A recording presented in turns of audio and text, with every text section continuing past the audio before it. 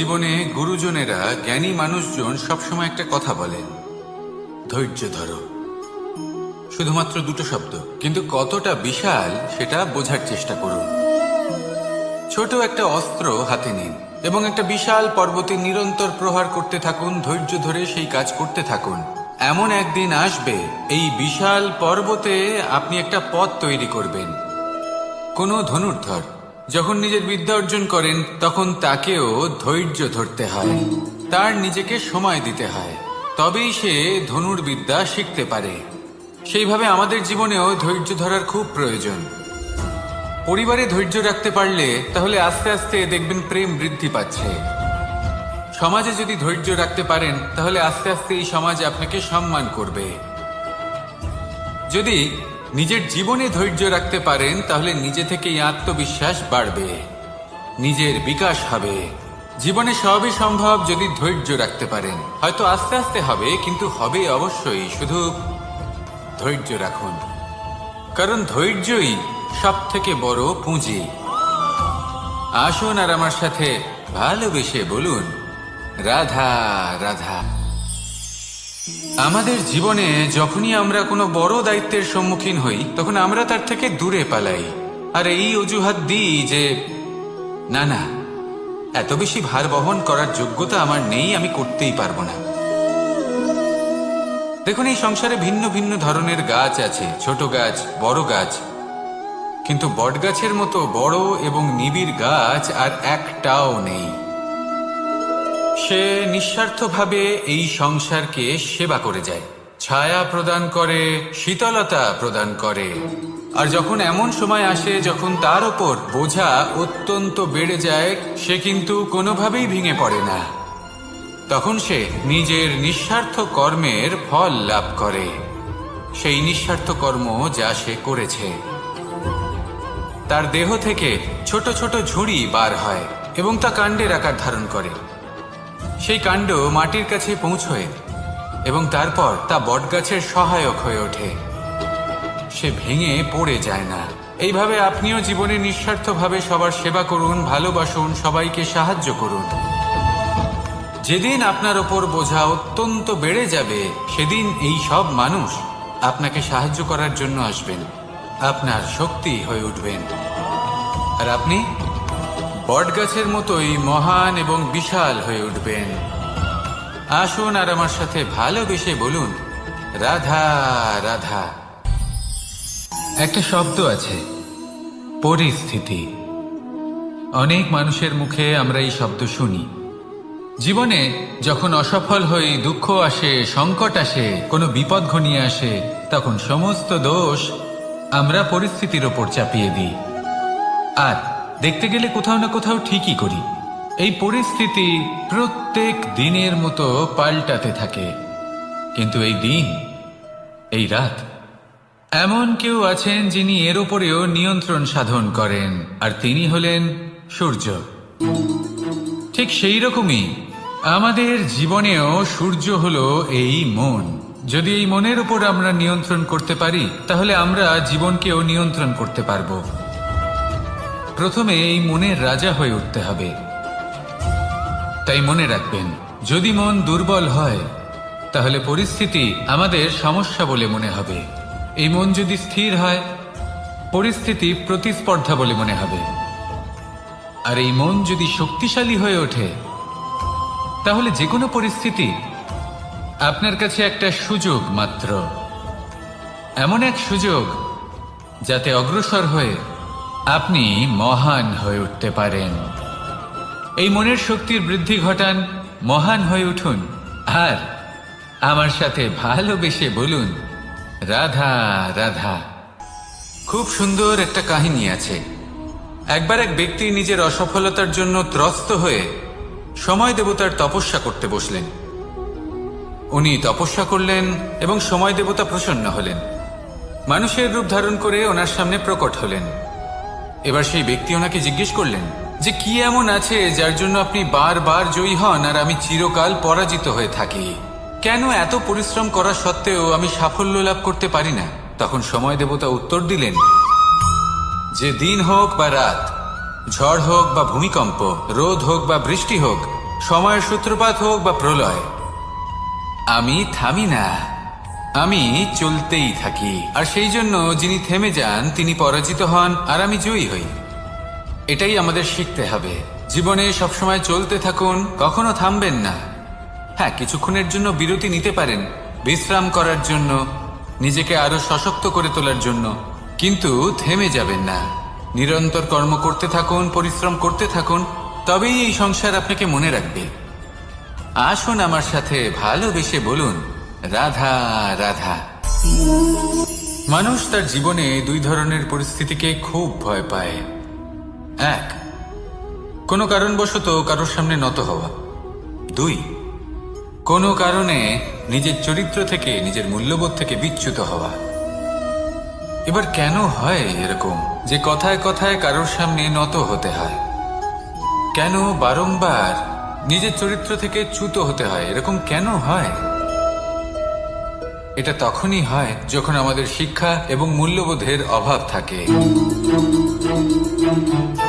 যদি মানুষের মধ্যে প্রকৃত শিক্ষা থাকে, তাহলে এই সংসারে কোনো সময় এবং কারোর সামনেই নত হওয়ার কোনো প্রয়োজন নেই।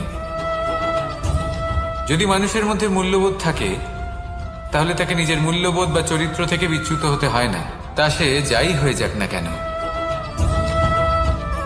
কোনো বালককে যদি জন্ম থেকেই সুশিক্ষার অধিকারী করা হয়, শিক্ষিত করা হয়, মূল্যবোধের অধিকারী করা হয়, তবে সে এই সংসারে এমন কর্ম করবে যাতে সে নিজেকে, নিজের পরিবারকে, সমগ্র সমাজকে গর্বিত করতে পারে। শিক্ষা লাভ করুন, মূল্যবোধ লাভ করুন, এবং আমার সাথে ভালোবেসে বলুন, রাধা রাধা। আমাদের সকলের জীবনে একটা লক্ষ্য থাকে যেটা আমরা লাভ করতে চাই। ঠিক যেন একটা প্রতিস্পর্ধা বিদ্যমান যে কে সব থেকে আগে নিজের লক্ষ্যে পৌঁছতে পারবে। আর সেই জন্য আমরা সকলেই খুব তাড়াতাড়ি এগোতে চেষ্টা করি, বড় এবং দীর্ঘ পদক্ষেপ ফেলি, যাতে তাড়াতাড়ি নিজের লক্ষ্যে পৌঁছতে পারি। কিন্তু এক অত্যন্ত গুরুত্বপূর্ণ বিষয় আছে, সবসময় লক্ষ্য সামনে থাকবে না, কখনো কখনো তা খুঁজতে হয়। এই যাত্রা খুব কঠিন হতে পারে, আর ঠিক এই কারণেই সবসময় দ্রুত গতিতে চলা বা তাড়াতাড়ি পথে চলা সেটা আবশ্যক নয়। তার থেকেও বেশি গুরুত্বপূর্ণ হলো ভেবেচিন্তে তারপর পথ চলা। যদি ভেবেচিন্তে পদক্ষেপ ফেলেন, চলতে পারেন, তাহলে সেটাই সর্বশ্রেষ্ঠ পদক্ষেপ। কখন কোন দিকে যেতে হবে, কখন কোথায় দিক পাল্টানো যাবে না, কখন গতি বেশি রাখতে হবে, কখন কম, কখন থামবো, কখন চলবো, এই সব কিছুর বিষয়ে জ্ঞান অত্যন্ত গুরুত্বপূর্ণ, এবং ভেবে চিন্তে চলতেই হবে। সেই জন্য শুধু তীব্র গতিতে সামনে এগোলে চলবে না, ভাবনা চিন্তা করে এগোতে হবে। আসুন আমার সাথে ভালোবেসে বলুন, রাধা রাধা। পায়েস হলো আমার বিশেষ প্রিয়। এর মধুর স্বাদ মনকে প্রফুল্ল করে তোলে। ছোটবেলায় মা আমার জন্য পায়েস বানাতেন এবং আমাকে বলতেন যে গরম থাকতে থাকতে খেয়ে নে কানাই, ঠান্ডা হয়ে গেলে ভালো লাগবে না। কিন্তু আমিও দুষ্টু ছিলাম, ঠান্ডা হওয়া পর্যন্ত অপেক্ষা করতাম, আর ঠান্ডা হয়ে যাওয়ার পরে মার কাছে যেতাম আর ওনাকে বলতাম যে মা, পায়েস তো ঠান্ডা হয়ে গেছে, এটা গরম করে দিন। তখন মা হাসতেন আর বলতেন যে পায়েস না হয় আমি আবার গরম করে দেব কানাই, কিন্তু এর মধুর স্বাদ, সেই মিষ্টত্ব, সেই সুবাস, সেটা আবার ফিরে আসবে না। কথাটা সত্যি, আর এই সত্যটাই আমাদেরও জীবনের সত্য।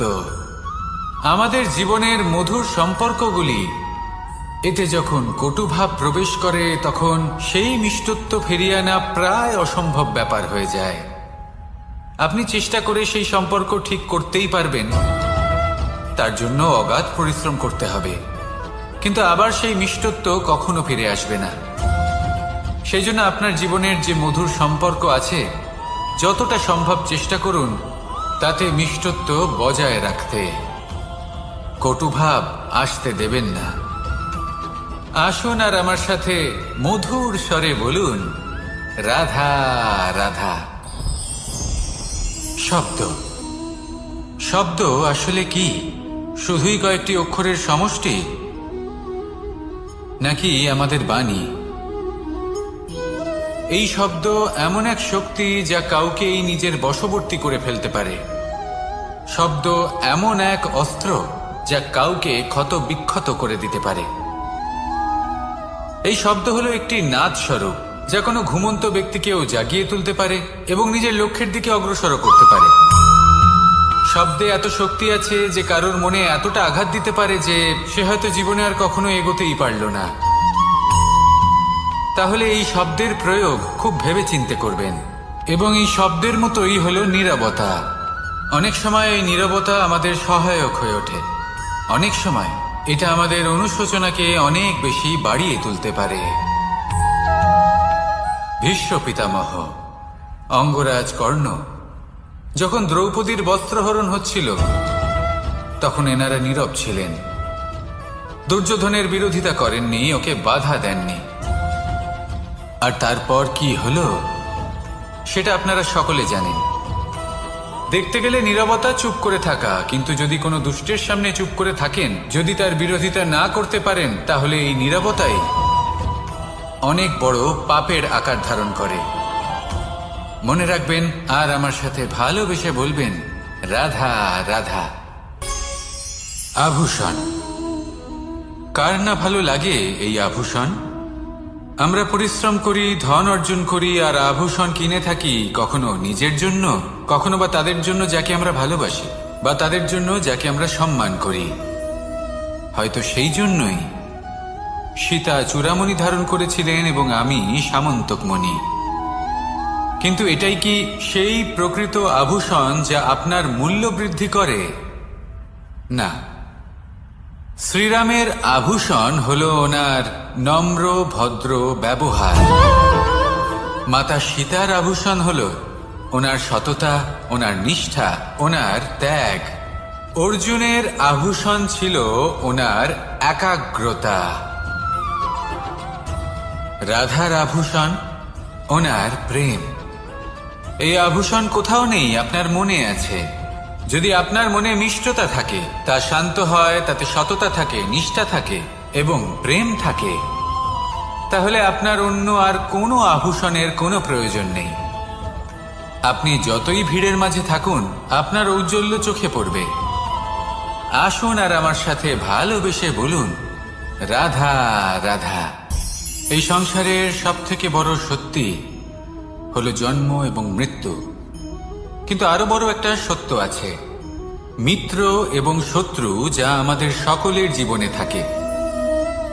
মিত্র সে যে আমাদের সঙ্গ দেয় এবং সংসারের সব থেকে উঁচু শিখরে আমাদের নিয়ে যায়, এবং শত্রু সে যে যে কোনো মুহূর্তে যে কোনো শিখর থেকে আমাদের নিচে ফেলে দিতে পারে। এবার বিচিত্র ব্যাপার হলো এটাই যে আমরা নিজেরাই এদের সাথে নিয়ে চলি, নিজেরাই এদের পালন করি। তা কি করে? প্রথমে বুঝুন এই মিত্র এবং শত্রু কারা। আপনার নিজের মন, আর কেউ নয়। এই মনই হলো মিত্র যখন তাতে ভারসাম্য বজায় থাকে, তা নিয়ন্ত্রিত থাকে, তা পবিত্র হয়।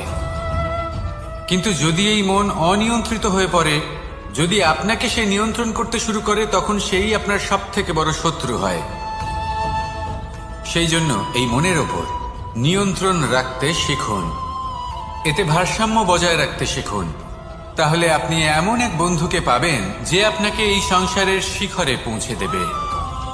আসুন আমার সাথে ভালোবেসে বলুন, রাধা রাধা। ঈশ্বর আসলে কে? সংসারের বেশিরভাগ মানুষের কাছে ঈশ্বর হলেন এই সংসারের রচয়িতা, পালনকর্তা। কারোর কাছে উনি জ্ঞাতা, কারোর কাছে উনি হলেন আস্থার প্রতীক, আবার কারোর জন্য শুধুমাত্র অন্ধ বিশ্বাস। কিন্তু এই ঈশ্বর কি কোনো শরীর, নাকি একটা বোধ, নাকি শুধুই শ্রদ্ধা?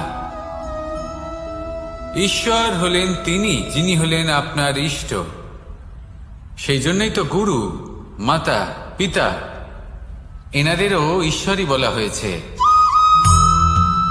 যাদেরকে আমরা ঈশ্বর বলে মনে করি, যারা আমাদের ইষ্ট, তারা আমাদের একটি পথ দেখান, একটি দিকে চালিত করেন। সেই পথে চলে আপনি শুভ কর্ম করতে পারেন।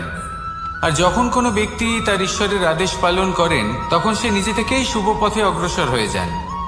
বেশ কয়েকজন মানুষ ঈশ্বরের ওপর আস্থা রাখেন এবং ভাবেন যে অনুচিত কোনো কাজ করা উচিত নয়, ঈশ্বর দেখছেন।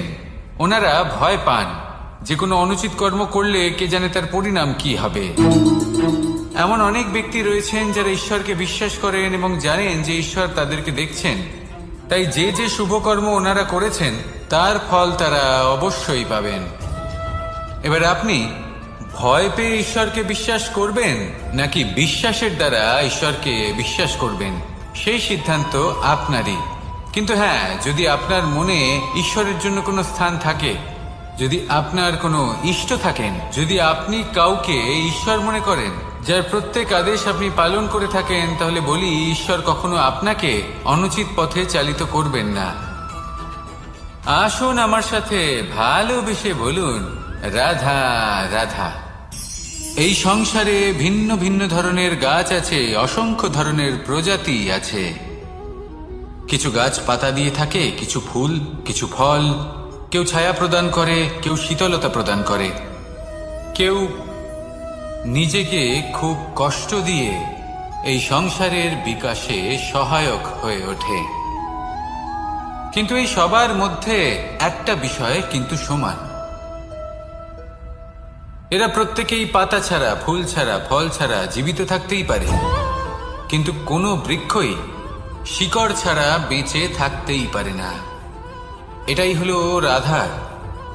ঠিক সেইভাবেই আমাদের জীবনে শক্তি হোক, ধন হোক বা সাফল্য হোক, আমাদের পরিবারের প্রসন্নতাই হোক, এই সব কিছুর আধার হলো, সবকিছুর মূল হলো পরিশ্রম।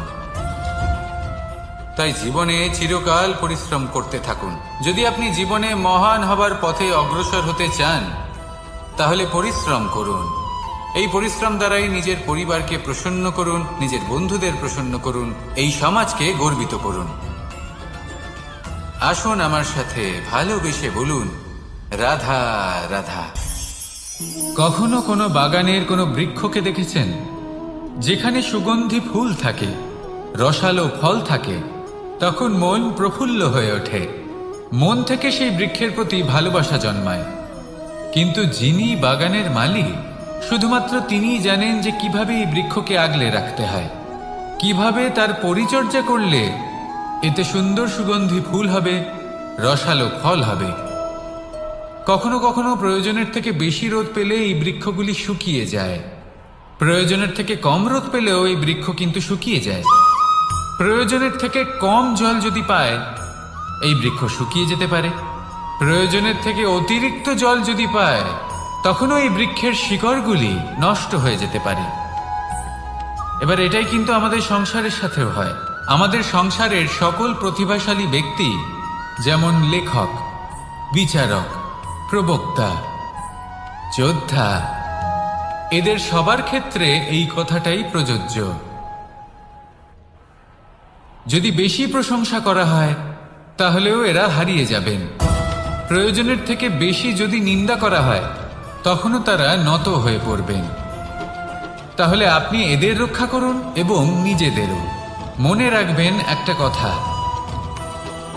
জেনে রাখুন কখন কোন নিন্দায় আপনি লজ্জিত হবেন না, আর কখন কোন প্রশংসার দ্বারা নিজের মধ্যে অহংবোধ জাগ্রত করবেন না। এই মন সুপ্রসন্ন হয়ে বলবে, রাধা রাধা। যদি আমি কোনো বনে যাই, কোনো নির্জন বনে, সেই বনের বিষয়ে, সেই পথের বিষয়ে, গাছপালার বিষয়ে, পশুপক্ষীর বিষয়ে আমার যদি কোনো জ্ঞান না থাকে, সেই বনের ক্ষুদ্র থেকে ক্ষুদ্রতর অংশের বিষয়ে যদি আমার কোনো জ্ঞান না থাকে, তাহলে হতেই পারে সেই বনে কোথাও আমি হারিয়ে যাব। হয়তো এমনভাবে হারিয়ে যাব, কোনোদিনও বাইরেই বেরোতে পারবো না। তাই সেই বনের বিষয়ে জ্ঞান লাভ করা আবশ্যক। এটাই হলো শিক্ষা। জীবনে বেশিরভাগ মানুষই কেন অসফল হন?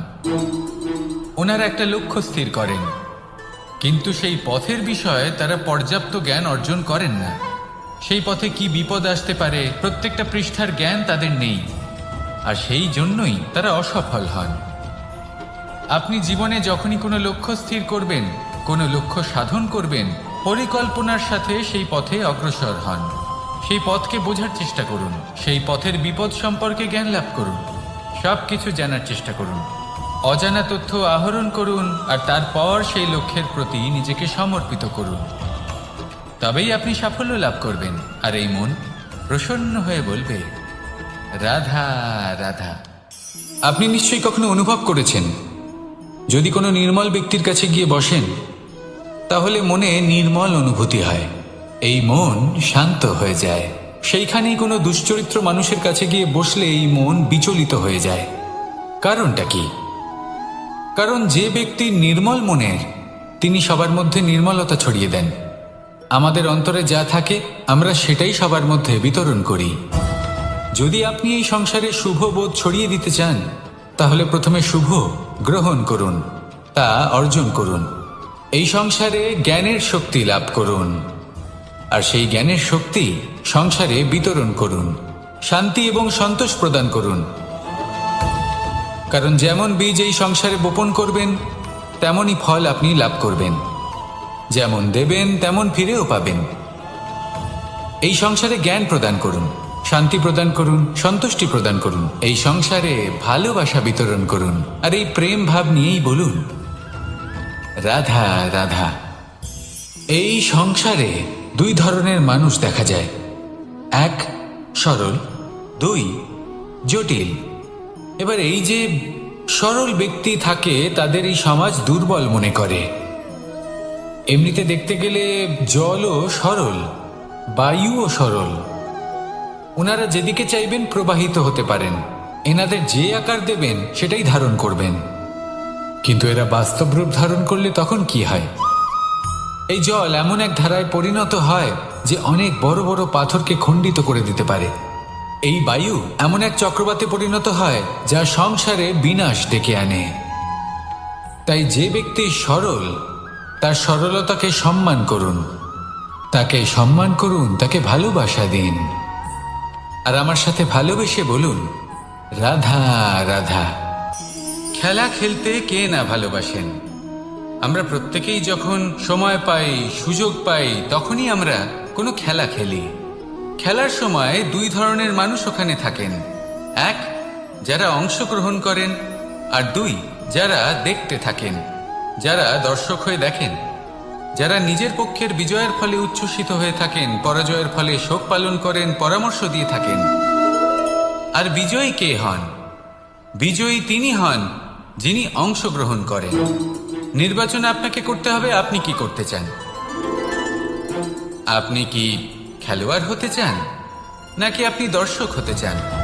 যদি আপনি বিজয়ের আনন্দ লাভ করতে চান, সেই রোমাঞ্চ অনুভব করতে চান, তাহলে খেলতে হবে।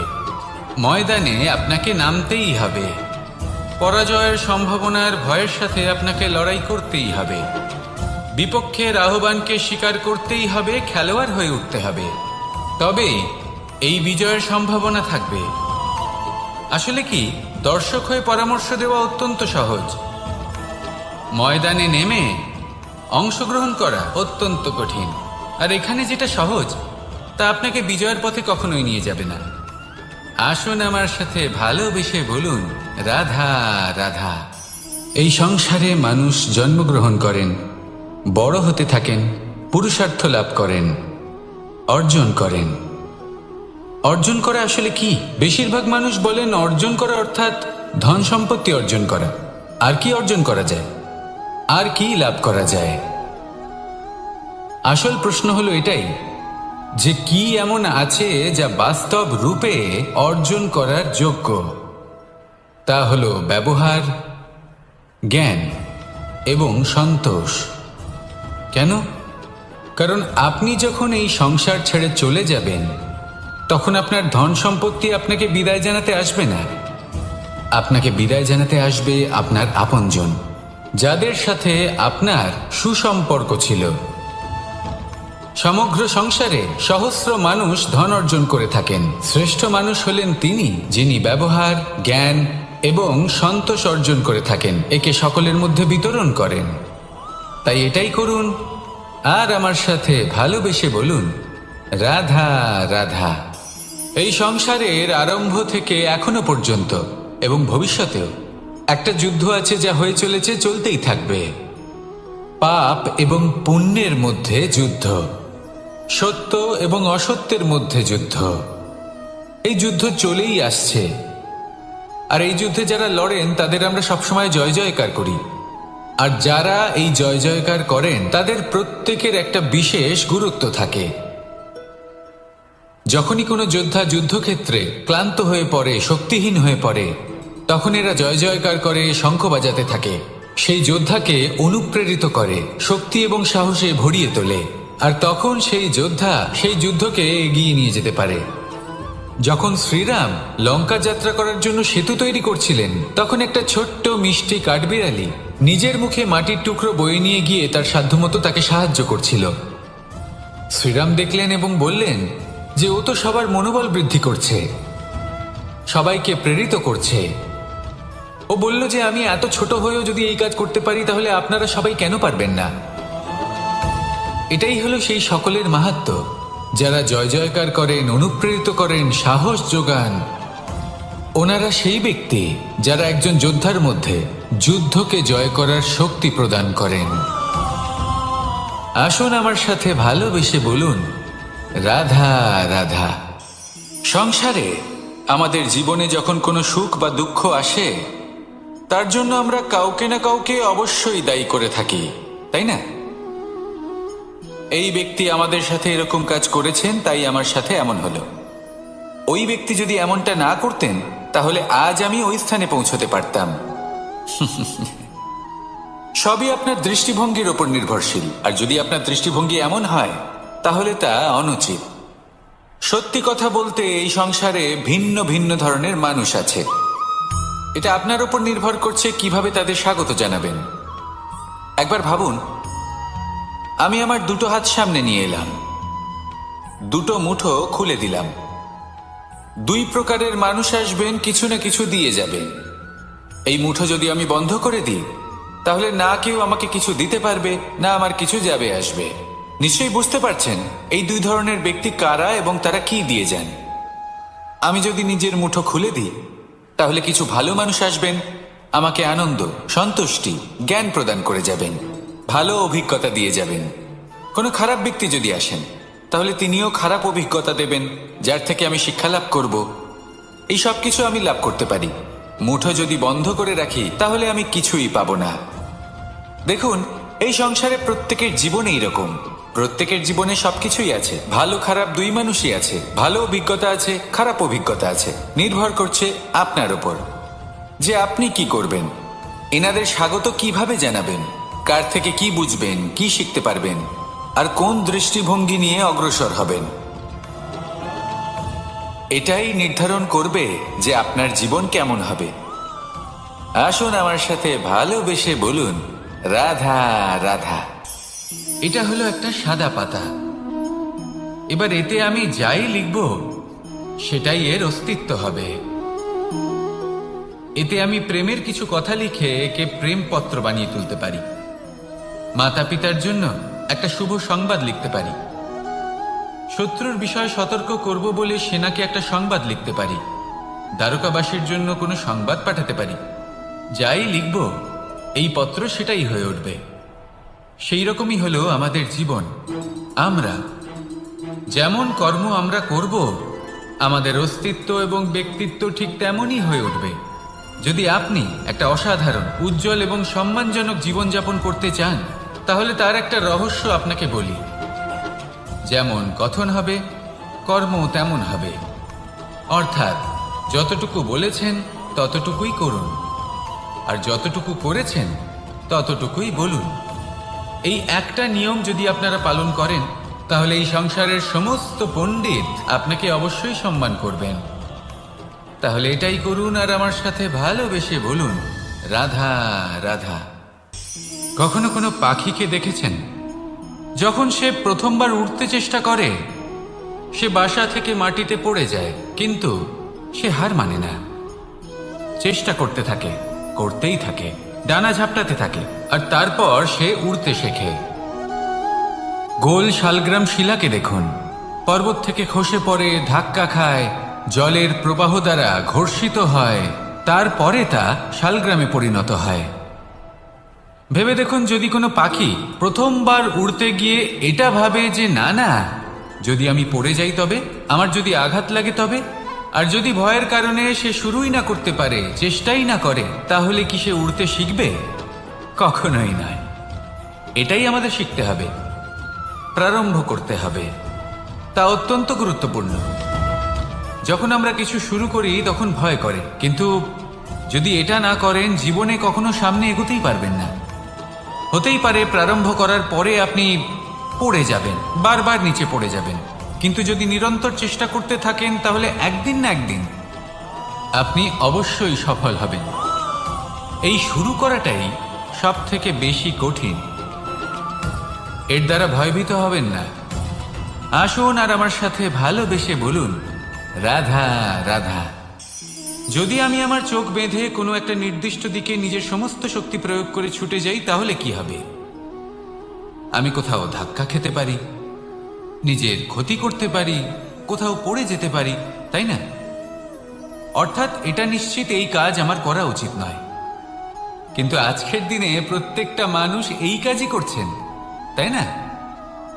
কোনো কাজ করার পূর্বে সেই কাজের বিষয়ে সম্পূর্ণ তথ্য কোথায় সংগ্রহ করছেন?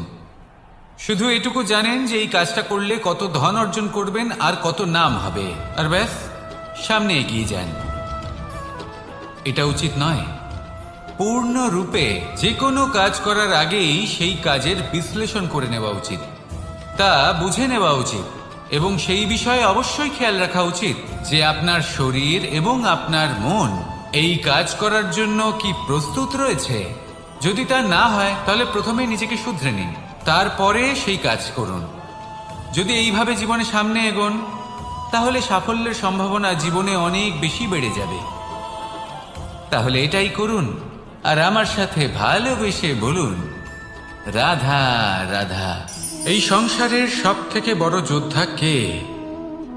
কেউ বলবেন অর্জুন, কেউ বলবেন ভীম, কেউ বলবেন হনুমান, আদি ইত্যাদি। কিন্তু এই সংসারের সব থেকে বড় যোদ্ধা আপনার মনের ভেতরে আছে, আপনার মনের মধ্যে আছে। সেই ব্যক্তি সব থেকে উঁচুতে পৌঁছতে পারেন যিনি নিজের অন্তরের খামতি বুঝতে পারেন, নিজের দোষ বুঝতে পারেন, তার সাথে লড়াই করেন এবং তার উপর বিজয় লাভ করেন। যে ব্যক্তি এটা শিখতে পারেন, যে ব্যক্তি এটার উপর জয়লাভ করতে পারেন, তিনি হলেন সব থেকে বেশি শক্তিশালী, সব থেকে বেশি বীর এবং সব থেকে বেশি পরাক্রমী ব্যক্তি। আমরা সকলে এই সংসারকে পাল্টাতে চাই। তার জন্য প্রথম পদক্ষেপ আপনাকে নিতে হবে, নিজেকে দোষমুক্ত করতে হবে।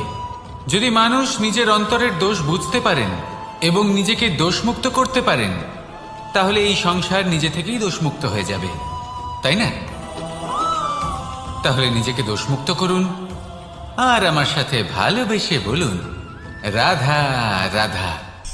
মানুষের জীবন সবসময় ন্যায় আর অন্যায়ের মাঝে ঘুরপাক খেতে থাকে। প্রত্যেক মানুষের মনে হয় কোথাও না কোথাও তার সাথে অন্যায় হচ্ছে। কেউ বলেন যে ভাগ্য আমার সাথে অন্যায় করেছে, কেউ আবার বলেন এই সংসার আমার সাথে অন্যায় করেছে। আর প্রত্যেকেই ন্যায় বিচার চাইতে বৈঠক দাবি করে বসেন। কখনো এই বিচার গৃহে যান, আবার কখনো ওই বিচার গৃহে। যদি সত্যি কথা বলি, এই সংসারের সব থেকে বড় বিচার গৃহ আপনার কাছেই রয়েছে, আপনার মন। আপনার মনই হলো সব থেকে বড় বিচার গৃহ। এ খুব ভালো করেই জানে কি শুদ্ধ আবার কি অশুদ্ধ, এর শুভ অশুভর জ্ঞান রয়েছে, এ সব জানে। দেখতে গেলে প্রত্যেকটা মানুষ যদি নিজের মনের কথা শোনেন, তাহলে তিনি ভালোভাবেই বুঝতে পারবেন তিনি কি উচিত করেছেন আর কি অনুচিত। দিনে একবার রাত্রের নিদ্রায় যাওয়ার পূর্বে নিজের সাথে বসুন, চোখ বন্ধ করুন আর বিচার করুন আজ আপনি কি উচিত করেছেন আর কি অনুচিত। আপনার মন সঠিক বিচার তখনই করে দেবে। আসুন আমার সাথে ভালোবেসে বলুন, রাধা রাধা। আপনি কখনো কোনো পাথরের বুক চিরে বয়ে চলা কোনো নদী দেখেছেন? পাথর নদীর সামনে নত হয়ে যায়, তাকে বাধা দিতে চেষ্টা করে কিন্তু কখনো বাধা দিতে পারে না। এই নদী হলো ততটাই শক্তিশালী, কিন্তু এর আরম্ভ কোথা থেকে হয়? দূরে কোথাও কোনো পর্বতের চূড়াতে এক বিন্দু জল ঝরে পড়ে আর তার সাথে হিম গলিয়ে দেয়। তারপর জলের শক্তি বৃদ্ধি পায়, তারপর অনেক বিপদের সম্মুখীন হয় আর অনেক ধরনের বাধা সে অতিক্রম করে। তার শক্তির এতটাই বৃদ্ধি হয় যে তাকে বাধা দেওয়া একেবারেই অসম্ভব ব্যাপার হয়ে যায়। দেখুন, নদী তো মহান বটেই, কিন্তু তাকে মহান করে তুলেছে কে? সেই সকল বিপদ যার থেকে ও কখনো পালায়নি। সেইভাবেই আমাদেরও বিপদ থেকে পালিয়ে গেলে হবে না, তার সম্মুখীন হতে হবে সাহসের সাথে, পূর্ণ শক্তি প্রয়োগ করে। তবেই আমরা শিখতে পারবো, তবেই আমরা সামনে এগোতে পারবো। যদি আপনি জীবনে কুন্দন হয়ে উঠতে চান, তাহলে জ্বলন সহ্য করতেই হবে। আসুন আমার সাথে ভালোবেসে বলুন, রাধা রাধা। এ হলো গোলাপ ফুল। একে আমরা সকলেই চিনি। সমগ্র সংসার ভালোবাসে এই পুষ্পকে। এই ফুল দেখতেও সুন্দর। সবথেকে বেশি গুরুত্বপূর্ণ কথা হলো এর সুগন্ধ, যা দূর দূরান্ত থেকে ব্যক্তিদেরকে আকৃষ্ট করে। এই সুন্দর পুষ্প একটু মন দিয়ে দেখলেই দেখা যায় এর নিচে কাঁটা রয়েছে। এই সংসার বলে, এ প্রকৃতির কেমন রচনা, এত কোমল পুষ্প, এটা কি তীক্ষ্ণ কাঁটা সহ প্রস্ফুটিত হয়? এটাই হলো জীবনের সত্য। আমাদের অন্তরের সদ্গুণ, সেগুলিও এই ফুলের মতোই সুন্দর। সংসারের সৌন্দর্য দেখতে পায়, এর সুগন্ধ চতুর্দিকে ছড়িয়ে পড়ে। কিন্তু এই সদ্গুণ জাগ্রত করে তোলার জন্য কঠোর পরিশ্রম করতে হয়, প্রতিনিয়ত চেষ্টা করে যেতে হয়। তাই জন্য যদি আপনি জানেন আপনার পথ উচিত কিন্তু তা কাঁটায় পরিপূর্ণ, তাহলে থামবেন না, চলতে থাকুন। একবার যদি অন্তরের সদ্গুণ জাগ্রত হয়, তাহলে এই সংসার এর সৌন্দর্য দেখবে আর সুগন্ধে আকর্ষিত হয়ে আপনার কাছে আসবে। এই মন, এই জীবন প্রসন্ন হয়ে বলবে, রাধা রাধা। মোহনের বাঁশির এই সুর, এই সঙ্গীত কার না পছন্দ হয়? সবারই খুব ভালো লাগে। এবার এই সুর আসে কোথা থেকে? কেউ বলবেন কৃষ্ণের হৃদয় থেকে। সত্য কথা, এই সুর হৃদয় থেকে নির্গত হয় এবং প্রকট হয় এই বাঁশি থেকে। এই বাঁশিটাকে দেখুন, এই ছিদ্রগুলি দেখুন, প্রত্যেকটা সুর থেকে নিজস্ব একটা স্বর নির্গত হয়। এবার যে ব্যক্তি এই সমস্ত সুর এবং স্বর বুঝতে পারেন, এতে নিপুণ, তিনি এই বাঁশির দ্বারা যে সুর নির্গত করবেন তা তো মধুর অবশ্যই হবে। এবার জীবনের সাথেও কিছুটা এরকমই ঘটে। জীবনের কিছু নীতি থাকে, অর্থ, কুটুম্ব এবং আধ্যাত্মিক। যদি জীবনের প্রত্যেকটা মুহূর্ত সুখময় হয় এরকম আপনি চান, তাহলে এই তিনটি নীতিতে আপনাকে নিপুণ হতে হবে। কোনো একটি বিশেষ নীতির প্রতি যদি আপনি বেশি ঝুঁকে পড়েন, তাহলে বাকি দুই নীতি থেকে যা সুখ লাভ করা সম্ভব তা পারবেন না। ধন অর্জন করতে হবে পরিবারের জন্য, পরিবারের সুখ মনের শান্তির জন্য, মনে শান্তির প্রয়োজন মনের শুদ্ধতার জন্য। যখন এই মন শুদ্ধ হবে, জীবন শুদ্ধ হবে, পবিত্র হবে, সুন্দর হবে এবং ভালোবেসে বলবে, রাধা রাধা। জল, এ হলো জীবনের আধার, পঞ্চতত্ত্বের মধ্যে একটি, আর অত্যন্ত বিশেষ। এর থেকে অনেক বড় শিক্ষা পাওয়া যায়। এই জল, গন্তব্যের বিষয়ে এর স্পষ্ট ধারণা আছে। ও জানে ওর লক্ষ্য কি, আর প্রয়াস করে ততদূর সে পৌঁছেও যায়। এটি পর্বত থেকে বয়ে নিচে নেমে আসে, নদীর সাথে সমাহিত হয়ে তার সাথে বয়ে চলে, চিরসবুজ বনানী গড়ে তোলে, প্রাণীদের তৃষ্ণা নিবারণ করে, সামনে এগিয়ে চলে, মানুষের সাথে মিলিত হয়।